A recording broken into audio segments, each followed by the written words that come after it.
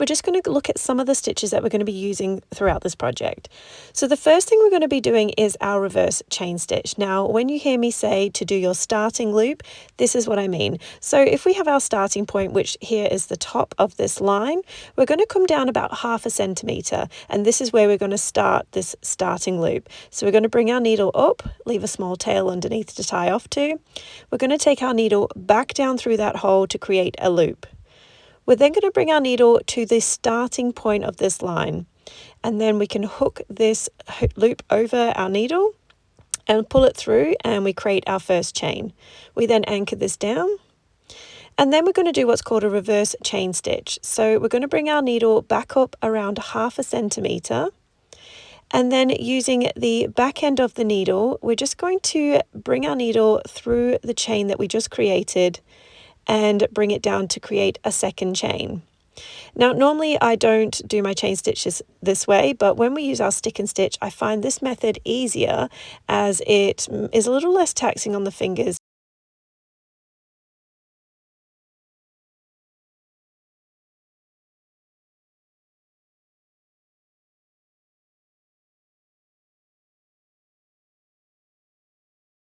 Next, we're going to look at how we tie off. Now, we've got our threaded needle and we've got our starting tail. So if basically you want to tie these two together. If your starting tail is quite far from your end tail, you're going to do a whipped back stitch, and we're going to either bring it together or we're going to stop halfway through. So let's say that our starting tail is quite far. We're going to do a whipped back stitch probably about 3 or 4 times, and then we can just tie a little knot and we can snip off the end, and that is how we tie off. If our starting tail is quite close, we can continue this whip back stitch until our two tails meet, and then we can triple knot them together.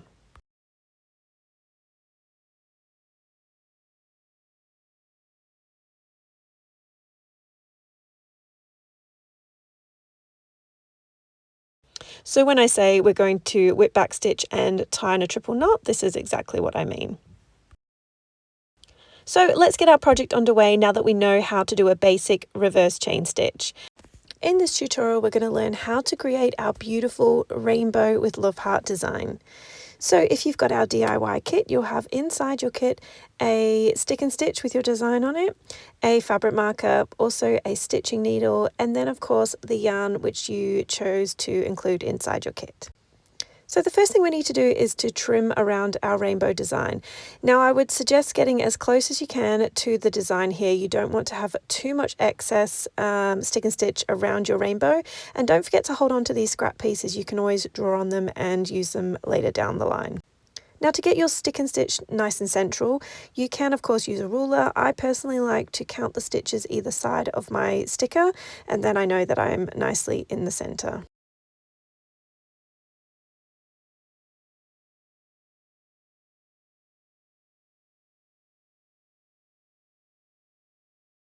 Now from here you can take your fabric marker and just leave a little mark either side so that when you come to peel your sticker off your backing, you know where to place it again without having to measure it.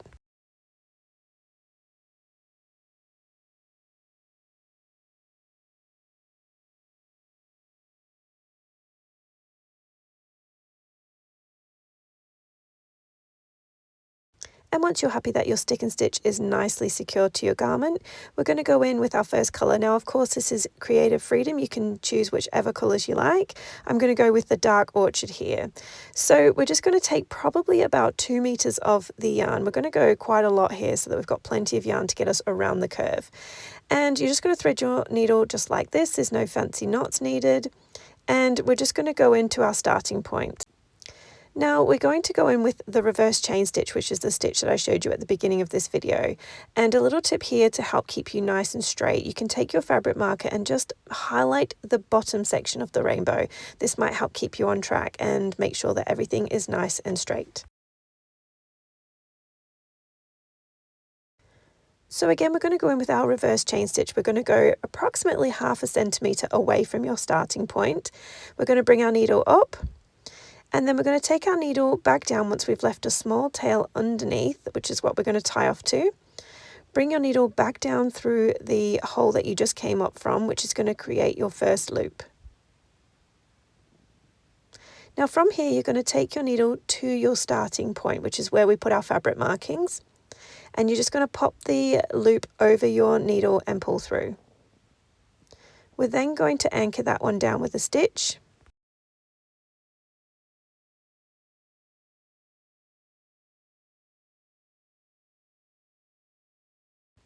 We're then going to come up again approximately 1/2 centimetre away from this chain.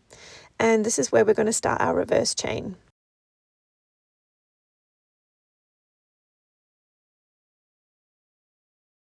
Now with the back end of your needle, you're just going to take it through your first chain and then again taking it back down through the starting hole.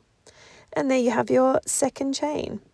And this is pretty much how you do a reverse chain. We're just going to now follow our sticker. So we're going to follow markings all the way along. And if you want to, you can actually take your fabric marking and pre-mark approximately 1/2 centimetre. If this helps, it's just a small little tip. Sometimes it can help keep your markings nice and straight. You could use a ruler and actually go around the whole curve, marking 1/2 centimetre all the way around.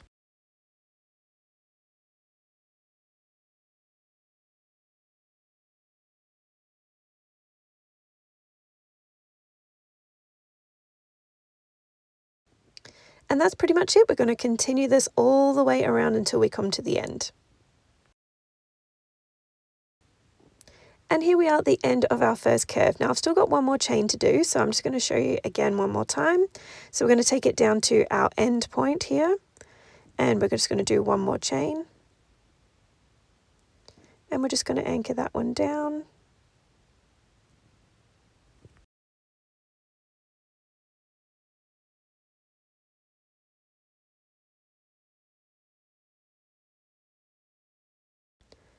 Now when we flip our garment over, we've still got our needle threaded. So what we're going to do is we're just going to do a whipped back stitch back through our work, probably about 5 or 6 times. Now it's absolutely fine if you catch a bit of sweater here. It's totally fine. Don't worry too much about that. And if you want to, you can just leave it at 5 or 6 whip back stitches. It's very, very unlikely to unravel. Or if you're like me and you're a little bit pedantic, you can in fact put a tiny little knot at the end. It's entirely up to you. But here we're just going to do, I think I've done 6 or 7 whip back stitches here. And we're just going to just snip away at the ends.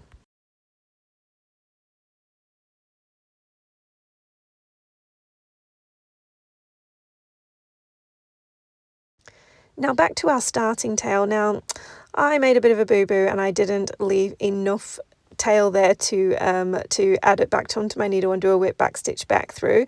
So here I'm just going to pop just a little knot on the end and snip away the ends, and it will be fine because we're going to put a backing over it. It will stay nicely in place. But don't make the same mistake I did and make sure you leave plenty enough tail at the starting point. So now we're just going to go in and do the same method, this time with our second row. Now we will have a few gaps here, but don't worry, we're going to fill those in with a different stitch. So for our second one, you're going to change your colour again. We're going to add on approximately 2 meters of a new colour. And just like before, we're going to start about 1/2 centimetre away from our starting point, and we're going to create our very first chain, which is going to be the starting point of our reverse chain. Now don't forget to leave a more generous tail than I did on the last one. Don't make that mistake that I just made. And we're going to take our needle back down to create this loop, and then again bringing your needle up to your starting point. And then we're just going to hook our loop over our needle and then pull through and anchor that down with a stitch.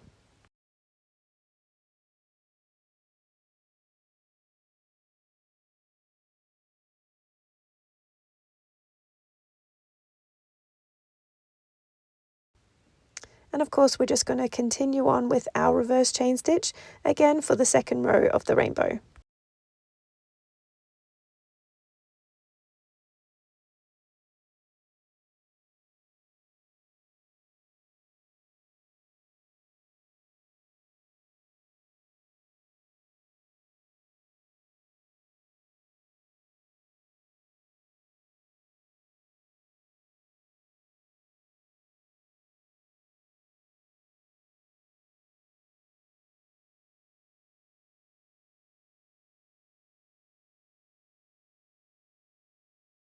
Now I'm just going to show you here before I finish that I'm almost out of yarn. So let me show you how we deal with that problem. So we're going to take our needle off our yarn that we're working with at the moment. And we just snip away any excess ends, so we've got a small tail. We're then going to reload our needle again with more yarn. And then it's a very simple process. All we're going to do is we're going to start from our starting point again, but taking it down 1/2 centimetre away. So just like I have here, and then I'm simply just going to tie these two ends together in a triple knot. And then snip away any excess ends. And then we can just bring our needle back to the reverse chain stitch that we were doing before. So just like before, we're going to continue on as if nothing happened, and you'll see that it's a nice seamless stitch.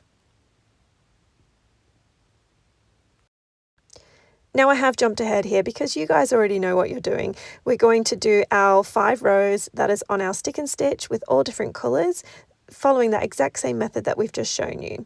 But now I've got these gaps in between my rows, so I'm going to go in and I'm going to fill them in, not with a chain stitch, but this time with a back stitch. So just like before, we're going to thread onto our needle about 2 meters of a new colour yarn, leaving a tail underneath. We're going to start from our starting point this time, and we're going to go approximately 1/2 centimetre in size, and this is going to be our back stitch. So we're going to bring our needle up about 1/2 centimetre away from that one we've just created, and then we're just going to bring it back into the stitch that we just made.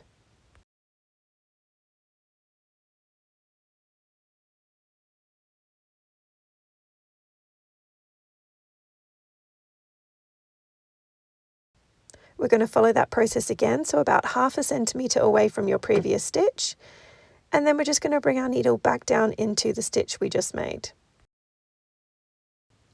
And this is pretty much it. This is a very, very simple stitch. We're going to follow this method all the way around until we come to the end.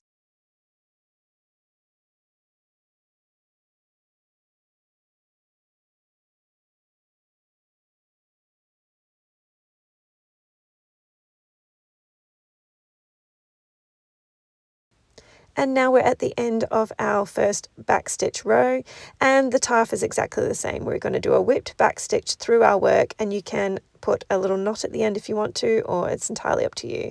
And we're going to complete this all the way throughout all the gaps. So just putting a really beautiful back stitch into filling all the gaps with all beautiful colours.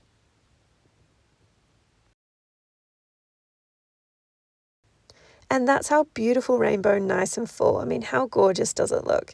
Let's move on to the love heart. Now, for the love heart, we're going to do an outline stitch first of a back stitch. You've just done a beautiful back stitch all the way through your rainbow, so you're going to be an absolute pro at this now. So we're going to thread onto our needle any colour that you would like for your love heart. For me, I'm going to use the pink. So I'm going to start at the bottom section of the love heart, and here again we're going to do our back stitch, making sure that we leave a nice tail underneath. And again, following the 1/2 centimetre sizing, we're going to go around the edging of the love heart.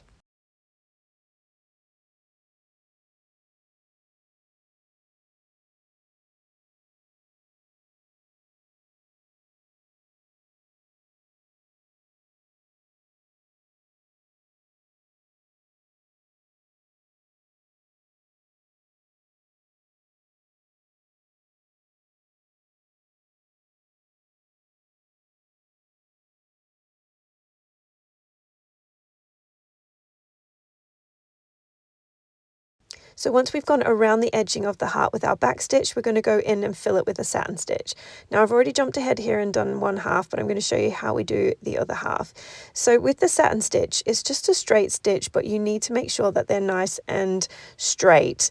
Now to do this, you need to bring your needle to the very top section of where you're bringing your satin stitch from. So you can see here I'm poking it right out to the very top. And then I'm just going to hold it straight, and I'm just going to put my thumb where I want my needle to go back down. And this is a little hack that actually is so helpful. Now with the satin stitch, you'll see I've left lots of gaps, and I do this just so I've got smaller working space, and I find this is so much easier with the satin stitch. So I'm going to bring that down, and I'm just going to bring that one into its place, and then I'm going to go in and fill all the little gaps in.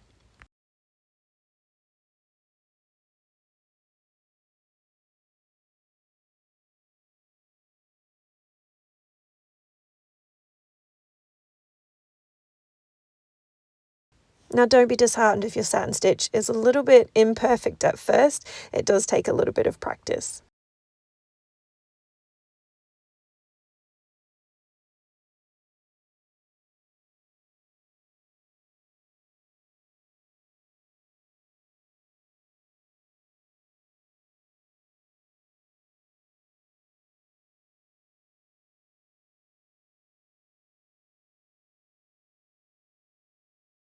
And we're just going to tie off underneath with a triple knot.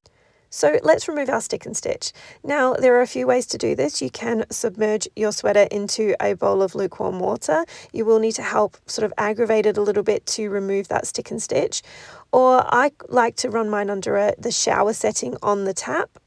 This sometimes helps to get off those stubborn bits of stick and stitch. Or failing that, you can put your garment on a cold, delicate cycle in the washing machine, which to be honest, I quite like to do as well. Once all these stick and stitch is removed, you just need to flat lay to dry.